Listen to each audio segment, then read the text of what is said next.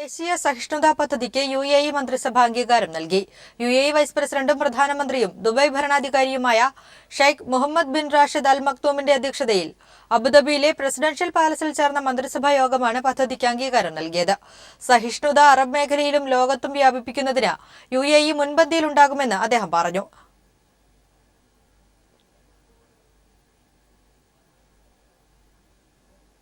റംസാൻ നാളുകളിൽ ഗൾഫിലെ പള്ളികളിൽ നടക്കുന്ന നോമ്പുതുറകൾക്ക് തിരക്കേറി. ഗൾഫിലെ എല്ലാ പള്ളികളും കേന്ദ്രീകരിച്ച് വിപുലമായ നോമ്പുതുറകളാണ് നടക്കുന്നത്. ദുബായ് ബ്യൂറോയുടെ റിപ്പോർട്ടിലേക്ക്. ഗൾഫിലെ ഏത് പള്ളിയിൽ ചെന്നാലും നോമ്പ് തുറക്കാനുള്ള സൗകര്യമുണ്ട്. ഈന്തപ്പഴവും വെള്ളവും ജ്യൂസും പഴവർഗ്ഗങ്ങളും ബിരിയാണിയുമൊക്കെ നോമ്പുതുറ വിഭവങ്ങളിലുണ്ട്. അറബികളുടെ വീടുകളിൽ തയ്യാറാക്കുന്ന ബിരിയാണിയാണ് പള്ളികളിലേക്ക് കൊണ്ടുവരുന്നത്. വ്യക്തികളും സ്ഥാപനങ്ങളുമൊക്കെ പഴവർഗ്ഗങ്ങളും ജ്യൂസും വെള്ളവും എത്തിക്കുന്നു.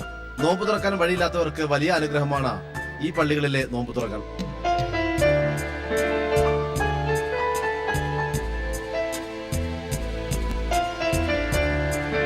പല സ്ഥലങ്ങളിലും മലയാളികളാണ് നോമ്പ് തുറക്ക് നേതൃത്വം നൽകുന്നത്. സ്വയം സന്നദ്ധരായി മുന്നോട്ട് വന്ന് നോമ്പ് തുറക്കാനുള്ള സൗകര്യങ്ങൾ ഏർപ്പെടുത്തുകയും വിഭവങ്ങൾ ഒരുക്കുകയും ചെയ്യുന്നു. എല്ലാ വർഷവും ഇതുപോലെ തന്നെയായിരുന്നു. നമ്മൾ മലയാളികളെ ഏകദേശം 10-12 പേരുണ്ടാവും. പിന്നെ ഇവിടുത്തെ സ്റ്റുഡൻസും ഉണ്ടാവും ഇത് സപ്ലൈ ചെയ്യാൻ വേണ്ടി. ഈ പരിസരത്തിലെ എല്ലാ വീട്ടിൽ നിന്നും ഓഫീസിൽ നിന്നും എല്ലാവരും അറബികളും മലയാളികളും എല്ലാവരും പിന്നെ ബിരിയാണി അതുപോലത്തെ ഫ്രൂട്ട്സ് അതുപോലത്തെ എല്ലാം കൊണ്ടുവരും. പിന്നെ നമ്മൾ ഇവിടെ ഇങ്ങനെ സപ്ലൈ ചെയ്ത് കൊടുക്കും. അറബി വീട്ടിൽ നിന്ന് ഭക്ഷണം മാത്രം ചോറ് മാത്രം അറബി വീട്ടിൽ നിന്ന് കൊണ്ടുവരും. എല്ലാ ദിവസവും കൊണ്ടുവരും. 2-3 ഒരു 10-300 ആൾക്ക് ഉപയോഗിക്കാനുള്ള ഭക്ഷണം അവർ കൊണ്ടുവരും.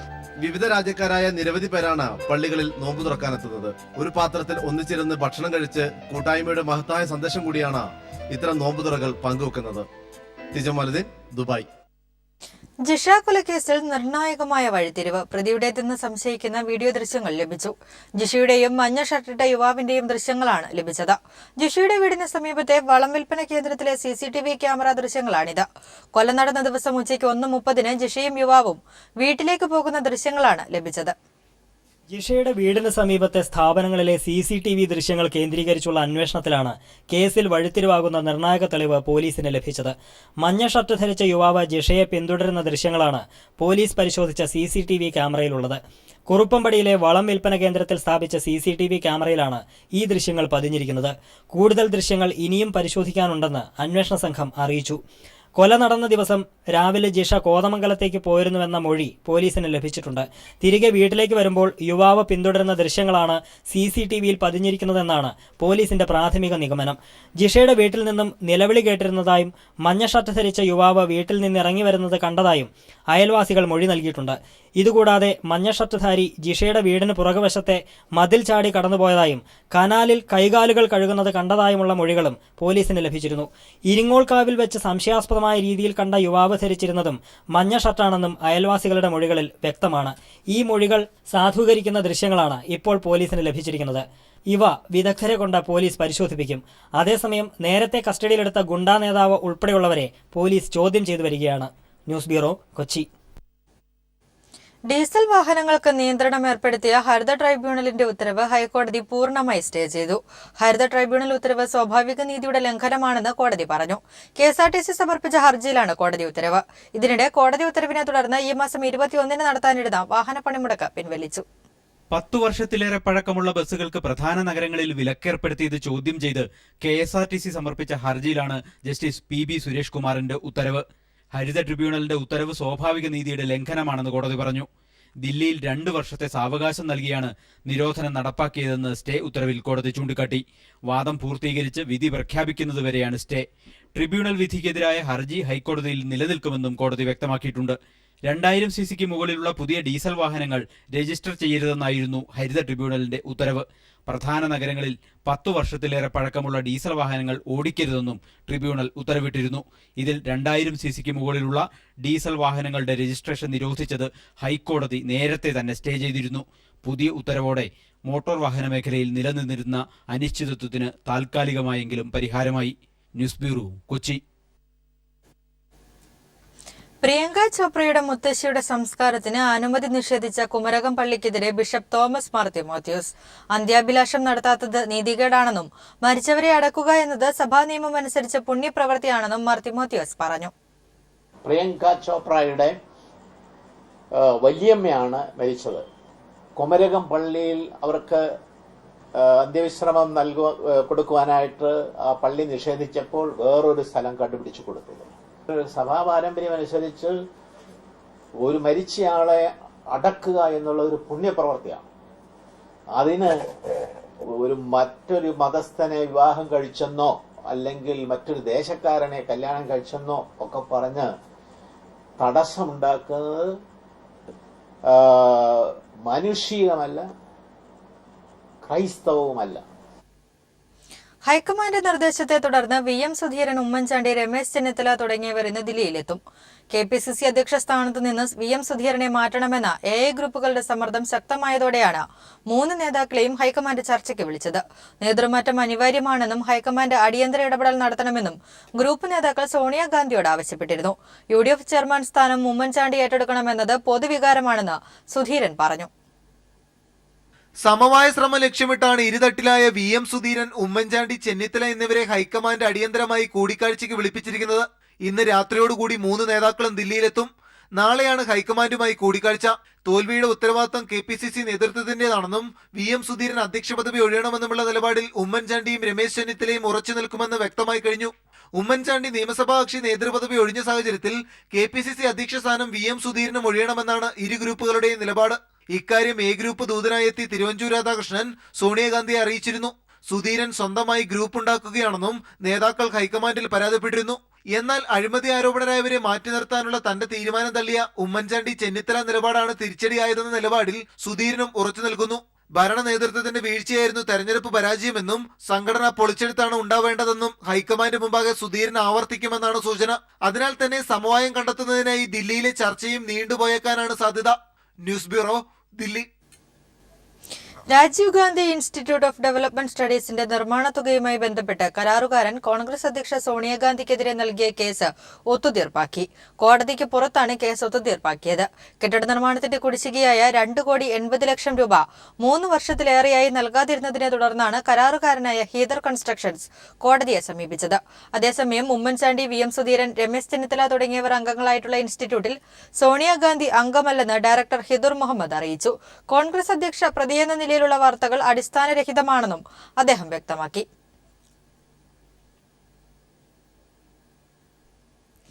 മാലിന്യം നിർമ്മാർജ്ജനം ചെയ്ത് മത്സ്യം വളർത്തുക എന്ന പുതിയ പദ്ധതിക്ക് ചേർത്തലയിൽ തുടക്കമായി. മന്ത്രി P. തിലോത്തമൻ പദ്ധതിയുടെ വിളവെടുപ്പ് നടത്തി. ഓക്സിജൻ അളവ് കുറഞ്ഞ മേഖലയിലും ജീവിക്കുന്ന മത്സ്യങ്ങളാണ് ഇതിനായി ഉപയോഗിക്കുന്നത്. മാലിന്യ സംസ്കരണ പദ്ധതിക്ക് പുതിയ രൂപവും ഭാവവും നൽകി ശ്രദ്ധേയമാവുകയാണ് ഗാന്ധി സേവാ കേന്ദ്രം.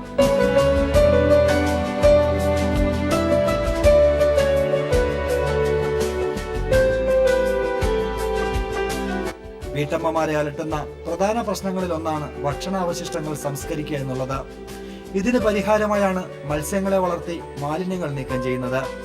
ഈ പുതിയ പദ്ധതി രൂപകൽപ്പന ചെയ്തിരിക്കുന്നത് മുൻ കേരള കാർഷിക സർവകലാശാല അസോസിയേറ്റ് ഡയറക്ടർ ഡോക്ടർ പത്മകുമാറാണ്. ഒരു 10 സ്ക്വയർ മീറ്റർ ഉള്ള ടാങ്ക് ഉണ്ടെങ്കിൽ, ഒരു സിറ്റ് ഔട്ടിന്റെ വലിപ്പത്തിലുള്ള ഒരു ടാങ്ക് ഉണ്ടെങ്കിൽ പ്രത്യേകിച്ച് രൂപകൽപ്പന വളരെ പ്രധാനമാണ്. ഡിസൈൻ അങ്ങനെ ചെയ്താൽ നമുക്ക് അതിനകത്ത് ഒരു 100 മുതൽ 150 വരെ മത്സ്യം നോക്കാം. പത്മകുമാറിന്റെ നേതൃത്വത്തിൽ പരീക്ഷിച്ച് വിജയിച്ച സാങ്കേതിക വിദ്യയാണിത്. ഭക്ഷണാവശിഷ്ടങ്ങൾ നീക്കം ചെയ്യുന്നതിനോടൊപ്പം മത്സ്യം വിറ്റ് കിട്ടുന്ന പണവും പദ്ധതി നടപ്പിലാക്കുന്നവർക്ക് സഹായകരമായിരിക്കുകയാണ്. ഞങ്ങൾക്ക് ബയോഗ്യാസ് പ്ലാന്റ് ഒക്കെ ഉണ്ടായിരുന്നു. അപ്പോൾ ബയോഗ്യാസ് പ്ലാന്റ് ഞാനിപ്പം വേസ്റ്റ് ഒന്നും ഇല്ല, കാരണം ഇതിന് കൊടുക്കുന്നതുണ്ട്.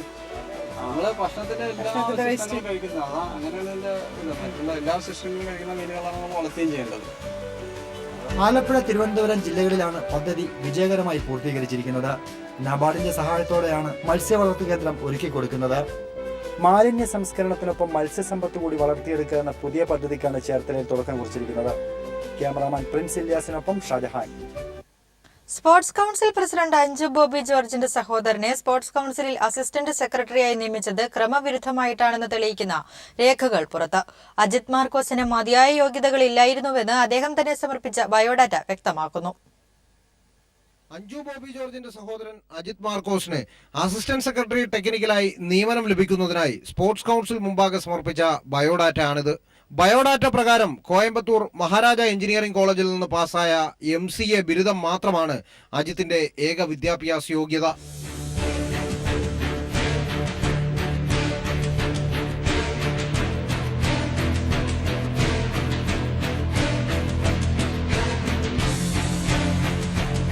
ഇനി അജിത് മാർക്കോസ് ഇപ്പോൾ ഇരിക്കുന്ന അസിസ്റ്റന്റ് സെക്രട്ടറി ടെക്നിക്കൽ എന്ന പദവിയിൽ സർക്കാർ നിശ്ചയിച്ചിരിക്കുന്ന യോഗ്യതകൾ എന്തെല്ലാമാണെന്ന് പരിശോധിക്കാം.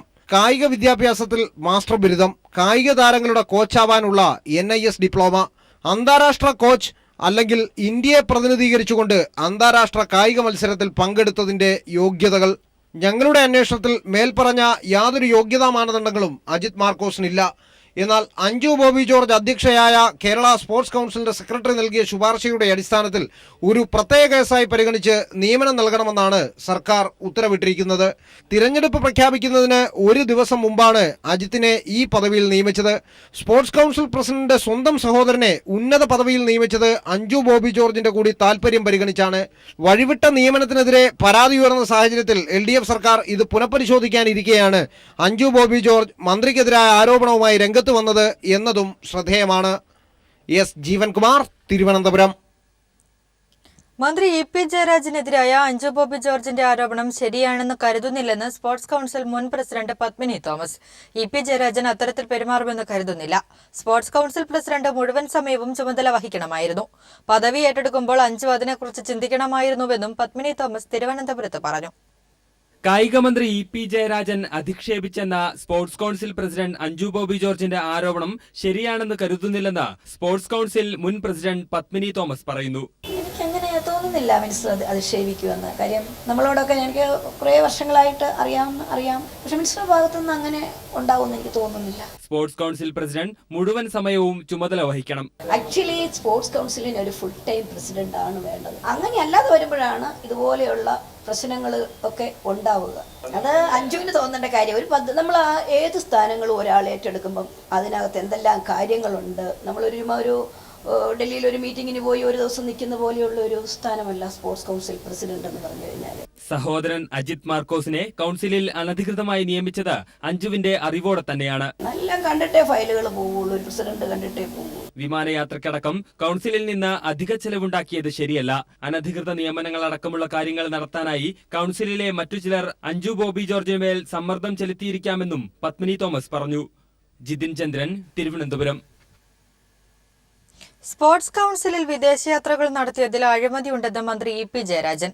ചില നിയമനങ്ങൾ ബാധ്യതയുണ്ടാക്കിയെന്നും ജയരാജൻ പറഞ്ഞു.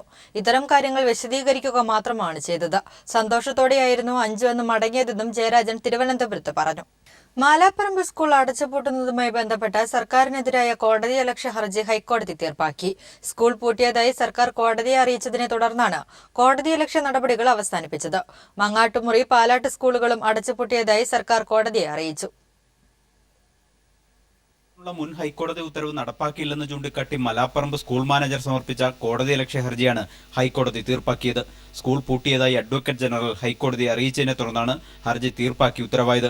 ഹർജി പരിഗണിച്ചപ്പോൾ സ്കൂൾ പൂട്ടിയത് നിയമപ്രകാരമല്ലെന്ന് സ്കൂൾ മാനേജറുടെ അഭിഭാഷകൻ കോടതിയിൽ വാദിച്ചു. പൂട്ടിയ സ്കൂൾ കെട്ടിടത്തിന്റെ താക്കോൽ മാനേജരെ ഏൽപ്പിച്ചിട്ടില്ലെന്ന വിവരമാണ് അഭിഭാഷകൻ കോടതിയെ അറിയിച്ചത്. ഇതിനെ തുടർന്ന് AEO സ്കൂൾ കെട്ടിടത്തിന്റെ താക്കോൽ കോടതി വഴി മാനേജറുടെ അഭിഭാഷകന് കൈമാറുകയായിരുന്നു. ഇതിനെ തുടർന്നാണ് കോടതിയലക്ഷ്യ ഹർജി തീർപ്പാക്കിയതായി കോടതി അറിയിച്ചത്. മലപ്പുറം ജില്ലയിലെ മങ്ങാട്ടുമുറി, കോഴിക്കോട് ജില്ലയിലെ പാലാട്ട് എന്നീ സ്കൂളുകൾ അടച്ചുപൂട്ടിയതായി സർക്കാർ ഹൈക്കോടതിയെ അറിയിച്ചു. എന്നാൽ കോടതി ഉത്തരവ് പ്രകാരമുള്ള എല്ലാ നടപടിക്രമങ്ങളും പൂർത്തിയായിട്ടില്ലെന്നും സർക്കാർ കോടതിയിൽ വ്യക്തമാക്കി. ഇതിനെ തുടർന്ന് ഈ 2 കേസുകളും ചൊവ്വാഴ്ചത്തേക്ക് പരിഗണിക്കുന്നതിനായി മാറ്റിവെച്ചു. News bureau, Kochi. ഹൈക്കോടതി ഉത്തരവിനെ തുടർന്ന് അടച്ചുപൂട്ടിയ തൃശൂർ കിരാലൂർ പരശുരാമ മെമ്മോറിയൽ LP സ്കൂളിലെ കുട്ടികൾക്ക് താൽക്കാലിക പഠന സൗകര്യങ്ങൾ ഒരുക്കി. ജില്ലാ കളക്ടറുടെ നിർദ്ദേശപ്രകാരം വേലൂർ പഞ്ചായത്തിലെ വ്യവസായ കേന്ദ്രത്തിലാണ് താൽക്കാലിക ക്ലാസുകൾ ഒരുക്കിയത്. വടക്കാഞ്ചേരി AEOയുടെ നേതൃത്വത്തിൽ വിദ്യാഭ്യാസ വകുപ്പ് സ്കൂളിലെ രേഖകൾ പിടിച്ചെടുത്തു. മെയ് 30-ന് അടച്ചുപൂട്ടിയ കിലാലൂർ പരശുരാമ മെമ്മോറിയൽ LP സ്കൂളിലെ കുരുന്നുകൾക്ക് ആശ്വാസം പകർന്നാണ് താൽക്കാലിക പഠന സൗകര്യങ്ങൾ ഒരുക്കിയത്. ഹൈക്കോടതി ഉത്തരവിനെ തുടർന്ന് ഓഫീസ് അടച്ചെങ്കിലും സ്കൂളിൽ ക്ലാസുകൾ നടന്നുവരികയായിരുന്നു. സ്കൂൾ പ്രവർത്തനം അവസാനിപ്പിക്കാനുള്ള സമയപരിധി കഴിഞ്ഞതോടെ വടക്കാഞ്ചേരി AEO TN അംബികാവല്ലി രേഖകൾ ഏറ്റെടുത്തു. സ്കൂളിലെ 40 കുട്ടികൾക്കും വേലൂർ പഞ്ചായത്തിലെ വ്യവസായ കേന്ദ്രത്തിൽ താൽക്കാലിക പഠന സൗകര്യങ്ങൾ ഒരുക്കി. PMLP കിരാലൂർ സ്കൂളിലെ കുട്ടികളെ സുരക്ഷിതമായ സ്ഥലത്ത് കോടതി ഉത്തരവ് പ്രകാരം ആക്കിയിട്ടുണ്ട്. വേലൂർ പഞ്ചായത്ത് 9-ാം വാർഡിലെ വ്യവസായ കേന്ദ്രത്തിലാണ് കുട്ടികളെ സുരക്ഷിതമായി എത്തിച്ചേർത്തിരിക്കുന്നത്. സ്കൂൾ അടച്ചുപൂട്ടാനുള്ള നടപടികൾ പൂർത്തിയായതായി എഇഒ ഹൈക്കോടതിയെ അറിയിക്കും. ഒരാഴ്ചയ്ക്കുള്ളിൽ സ്ഥിരം സംവിധാനങ്ങൾ ഒരുക്കാനാവുമെന്ന് സ്കൂൾ സംരക്ഷണ സമിതി അറിയിച്ചു. അധികം താമസിയാതെ തന്നെ സർക്കാർ ഏറ്റെടുത്ത ഉടനെ അതേ സ്കൂളിൽ തന്നെ ഈ കുട്ടികളെ കൊണ്ട് പഠിപ്പിക്കാൻ കഴിയും എന്ന് തന്നെയാണ് ഞങ്ങൾ പ്രതീക്ഷിക്കുന്നത്. വ്യവസായ കേന്ദ്രത്തിലെ താൽക്കാലിക കെട്ടിടത്തിൽ ക്ലാസുകൾ പുനരാരംഭിച്ചു. News bureau, Thrissur. കൊട്ടാരക്കര വാളകത്ത് വൃദ്ധനായ ജോണിക്കുട്ടിയെ കത്തിക്കരിഞ്ഞ നിലയിൽ കണ്ടെത്തിയ സംഭവം കൊലപാതകമാണെന്ന് തെളിഞ്ഞു. പ്രതി പ്രസാദിനെ പോലീസ് പിടികൂടി. കഴിഞ്ഞ ജൂൺ 1-നാണ് വാളകം സ്വദേശിയായ ജോണിക്കുട്ടിയെ NSS കരയോഗത്തിന് സമീപം കത്തിക്കരിഞ്ഞ നിലയിൽ കണ്ടെത്തിയത്. അസ്വാഭാവിക മരണത്തിന് കേസെടുത്ത പോലീസ് തുടർന്ന് നടത്തിയ അന്വേഷണത്തിലാണ് മരണം കൊലപാതകമാണെന്ന് കണ്ടെത്തുകയും ജോണിക്കുട്ടിക്കൊപ്പം കുടുംബത്തോടെ താമസിച്ചുവെന്ന പ്രസാദിനെ പിടികൂടുന്നത്. മെയ് 31-ന് രാത്രി 10 മണിക്ക് ശേഷം മദ്യപിച്ചുകൊണ്ടിരിക്കെ മദ്യവിൽപ്പനയിൽ ലഭിച്ച വരുമാനം വീതം വയ്ക്കുന്നതിൽ തർക്കമുണ്ടാവുകയും പ്രസാദ് ജോണിക്കുട്ടിയെ തള്ളി വീഴ്ത്തുകയും ചെയ്തു. വീഴ്ചയിൽ ബോധം നഷ്ടപ്പെട്ട ജോണിക്കുട്ടിയുടെ പുറത്ത് മദ്യമൊഴിച്ച് പ്രസാദ് തീയിടുകയായിരുന്നുവെന്ന് കൊട്ടാരക്കര ഡിവൈഎസ്പി അശോകൻ പറഞ്ഞു. അടൂരിൽ പോലീസിനെ ആക്രമിച്ച കേസുൾപ്പെടെ നിരവധി ക്രിമിനൽ കേസുകളിൽ പ്രസാദ് പ്രതിയാണെന്ന് പോലീസ് അറിയിച്ചു. ന്യൂസ് ബ്യൂറോ, കൊല്ലം. അമൃത ഇൻസ്റ്റിറ്റ്യൂട്ടിനെതിരെ ചില ഓൺലൈൻ മാധ്യമങ്ങൾ നുണക്കഥകൾ പ്രചരിപ്പിക്കുന്നതായി ആശുപത്രി അധികൃതർ.